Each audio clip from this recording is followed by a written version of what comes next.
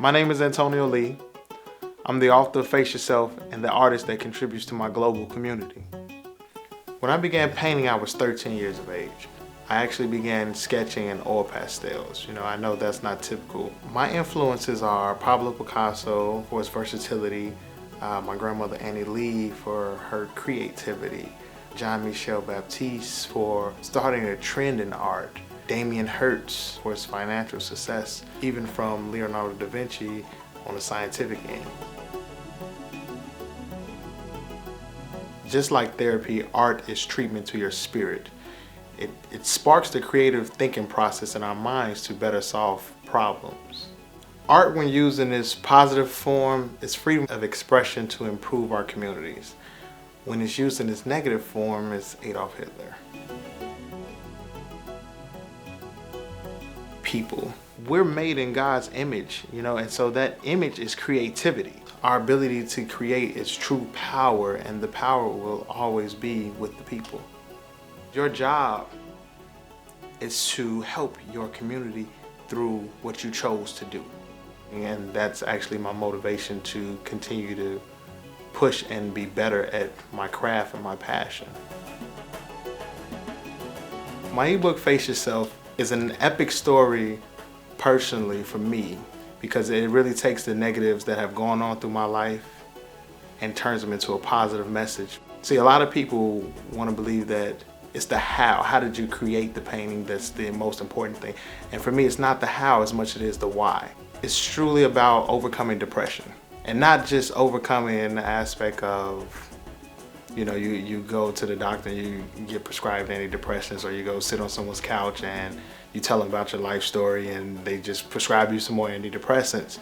Face Yourself is about sparking creative thinking in order to solve the problems that cause depression.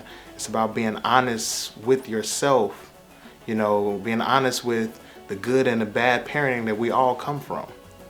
Because that's the key. Everything that we are now comes from our childhood. And we have to face all the oppositions that went on at that time versus putting them to the side and sweeping them underneath the rug. Because that doesn't solve it, and it will constantly just go on. And we will pass that along to our children just the way our parents pass it on to us. So Face Yourself is truly about being honest with yourself in order to overcome depression. I created After Court and Order in Court because, on a personal note, at the time I was actually going through my own court proceedings in regards to custody for my daughter. What I began to realize was the fact that the case was no longer about the children when that's what it should have been, about the evidence and the children. It was more so about, getting on to the next case for the judge, and for the attorneys it was more so about power and money. And that really saddened me because I really expected more from our community. I expected it to be based off of a case-by-case basis and not, well, this is just another dysfunctional family, let's move on to the next. When if it was to happen to your child, would you still handle this case the same way? No, you wouldn't. You would actually take it on and do what was right for the situation because that's what's right for your community. We all play a part. And anyone that wants true change, Face Yourself is for you. The audience for the ebook, I would have to say, would be people that want change. And not change in the ideological standpoint as just change, but true change within yourself. You feel it, when you're at home by yourself, the thoughts that go through your mind, you want change in our system, change in our society. It starts with us, each one of us. And we can even go as far as Trayvon Martin is concerned. Let's take, for instance, Zimmerman, because he was the one that pulled the trigger. The one thing that stood out to me was the fact that his father came on national television and made it seem as if it was hatred from our president for what his son did. When what he should have been coming on saying is, I f***ed up as a father. My son f***ed up. He made a bad decision that hurt an innocent person, a child. And there's no excuse for that. Instead of trying to kill someone, he should have been trying to save someone's life. And I think that that's the problem. Because now, instead of facing the issue, we try to cover it up, just like his father did. He wants to blame other people for his son's choices, and I don't agree with that. I created America's Solution because that's the issue that's going on today. Is there's a communication issue between the generations. Instead of solving the problems, we push it underneath a rug.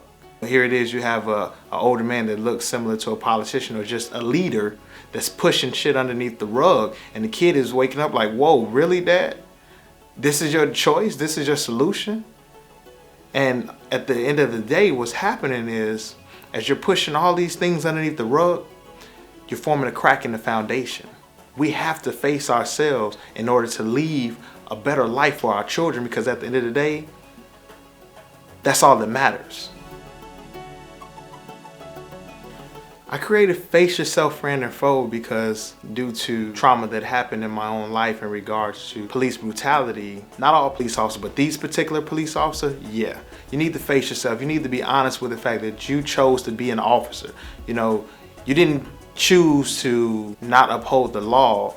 You chose to protect the people. There's no way the police should be able to jump on innocent people. No, you're taught a different way. You go through training because of these things. And once again, that was another black on black crime because every officer was black. But see, the media doesn't talk about these things. So I want to speak on this part of it because this is what's needed. The media can't be there for every single case, every single situation, but they shouldn't have to be. We as people should understand our roles in community and never forget that.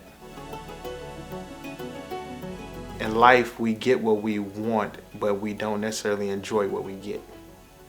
You know, the moment that you get it, you say, you know what, I'm sick of this. Just look at any celebrity. You hear a lot of it, oh, fame is not cool, fame sucks. But at one point in your life, you wanted that. At one point in your life, you wanted fame. You said, man, fame is cool. That's cool to be on TV. I need that. You never took the time out to say, well, what will it take to maintain that? And even with myself, you know, when I first started out in business, I wanted real estate. You know, I wanted it, but I never thought to understand what it would take to maintain it. So once I became a landlord, at first it sucked. It was like, oh, these tenants are crazy. But it wasn't the tenants as much as it was me and the need for the leadership. Once I began to understand it and change my own mindset, it wound up benefiting not only myself, but the individuals involved. So that's what I want people to take away from Face Yourself is once you do this, once you download the book, you get into it, you allow your creative thought process to flow. The only person that can save you is you. The only person that can save the world is you. Individually, within our own communities. You know, the problem that's happening isn't so much white on black crime or racism as much as it is black on black crime, as much as it is white on white crime, as much as it is Jews on Jews. Let's take Jesus, for instance. Jesus was killed by Jews. Let's take Adolf Hitler. Adolf Hitler was a Jew himself. And we can even go back into just my own history, being a black man. One of the main people that focused in on harming the black community was J. Edgar Hoover, who, come to find out, was black himself. He comes from black lineages. So that hatred that you have for yourself, see, it starts off as depression. And that depression begins to become self-hatred. And that self-hatred blows up into something that you didn't even expect. Because you can't control the beast in you. It can just come out. It builds up over time. It's like, if I had to paint a picture for you, it would be like, imagine when you're in class and there was this quiet kid and he constantly got bullied on. And eventually, you know, he just decided, you know, I'm not gonna take this shit anymore. And he just blows up in front of everybody. And everybody is shocked. You know, so I want you to take away from Face Yourself that. Don't let that beast come out that you can't control, because you're gonna wind up hurting people that don't need to be hurt. Be honest with yourself and say, you know what? I'm not the worst guy in the world, but I'm not the best. So I'm gonna just push through and learn the pros and cons from my choices and from the choices of others that are around me and grow from there. And I'm gonna do that because I would want someone to do the same for me. There's always some sort of rabble-rouser going about stirring up trouble. No. This man is different.